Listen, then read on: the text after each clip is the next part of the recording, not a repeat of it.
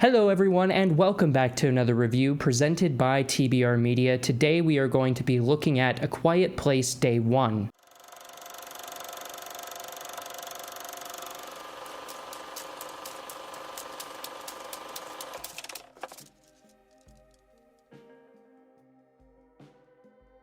The movie follows a woman named Sam who finds herself trapped in New York City, a bustling community during the early stages of an invasion by alien creatures with ultra-sensitive hearing. This takes John Krasinski and Emily Blunt's franchise in a new direction and taking it back to the beginning stages of this invasion. Now, there is a very small thread of continuity between John Krasinski's films and then A Quiet Place Day 1, which serves kind of as a prequel almost, even though our original family is nowhere to be found in Day 1. And that thread of continuity is Djimon Hounsou, who I absolutely adore as an actor, and I think his presence here gives the characters a little bit of solace and comfort, and that's what he did so well in A Quiet Place Part 2. But the rest of the cast is brilliantly rounded out by Lupita Nyong'o, Joseph Quinn, and Alex Wolff. There's an inherent humanity to it. It's a small-scale story of people just fighting to survive.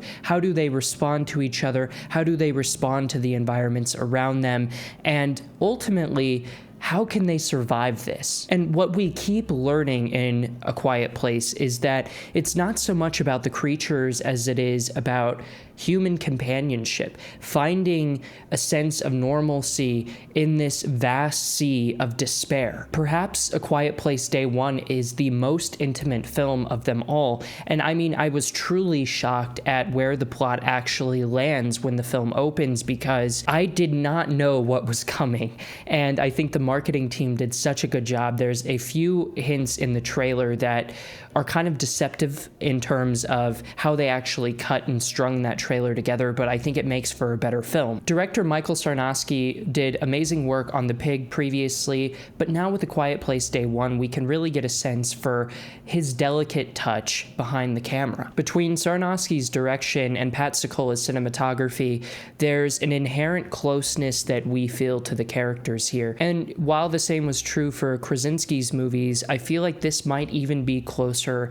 to them with the amount of empathy that they're able to garner through the script, but also through the delicate camera work and direction. And while all of that I thought was truly fantastic, I have to give major props to Joseph Quinn and Lupita Nyong'o because those two carry this movie, and we're with them for a majority of the time in silence, in chaos, and in this fractured environment that feels like you can never really escape. A lot of their relationship blossoms in silence, but it is the moments where they are able to break the norm, whether it be near running water, whether it be in a storm in New York City, that they're able to communicate with each other and actually learn more about what makes them tick as people, but also, what unites them. The cat is absolutely incredible. My cats would not survive a moment because they scream every day, every hour, on the dot, all the time, I feel like, and so they would not be doing well in this universe, but somehow the cat here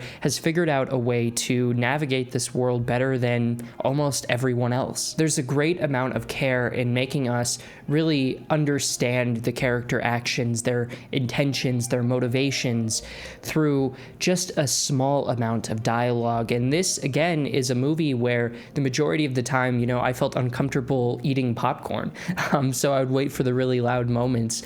It's a really unique experience. It's not quite the experience that I had walking into A Quiet Place Part 1. However, I do think that it is still a really solid communal experience to just be sitting in the movie theater with a bunch of other people kind of experiencing the same thing, the horrors, the compassion, the delicacy of trying to survive with other humans who you don't know. In New York City, there's a lot of people, probably a lot of bad people, but also a lot of good people. But it's how do you parse that out in this environment, in this post-apocalyptic kind of world where aliens have invaded the Earth? I also appreciated how they handled the actual alien invasion. They're certainly very menacing, and we still get a lot of the creature work, the motion, the movements, how they actually operate in bigger packs this time even, And I thought that that was really cool. But something that they were able to do as well is still make sure and maintain that sense of kind of wonder that we have towards these creatures. You know, the why question that keeps coming up all the time is not really ever answered here, and I love that. I love that we're continuing this franchise with limited information. Sure, we know a few different methods on how to deter them, how to kill them, but it's not teetering in that kind of Prometheus land where like everything's explained, everything has an explanation, and we want to give you all the exposition in the world. That's not the focus here. They keep it very much on a micro level between human characters. And again, that humanity is what makes this franchise, in my opinion, so special and makes for a really enjoyable experience at the movie theater. I can tell you that there are some really emotional moments that worked for me. I had tears in my eyes, much like I did with A Quiet Place Part 1. And you know, I think that's really telling because I have not the hardest time crying in movies. I cry all the time in movies, but usually with films like this or horror movies or big action movies, there's not a whole lot of moments where they get a genuine reaction out of me, and this was certainly an exception. There's also a very intricate intentionality in the script here.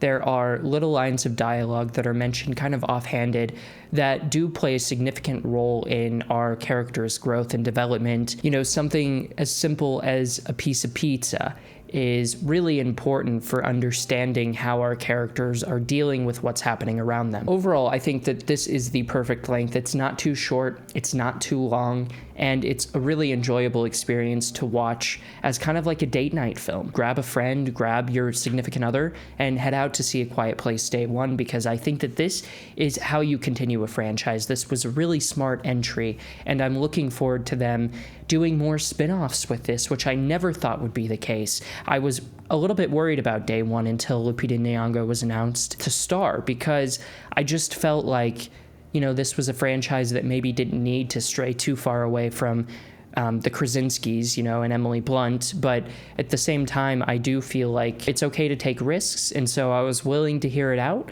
and after this, I'm even more willing to hear out. But the real question around here is, what do you guys think of A Quiet Place Day 1? Drop down in the comments and let me know your thoughts. Make sure to give this video a thumbs up and subscribe so you never miss another movie review or video essay in the future. Make sure to remain quiet in your movie theater and don't crunch that popcorn too loud.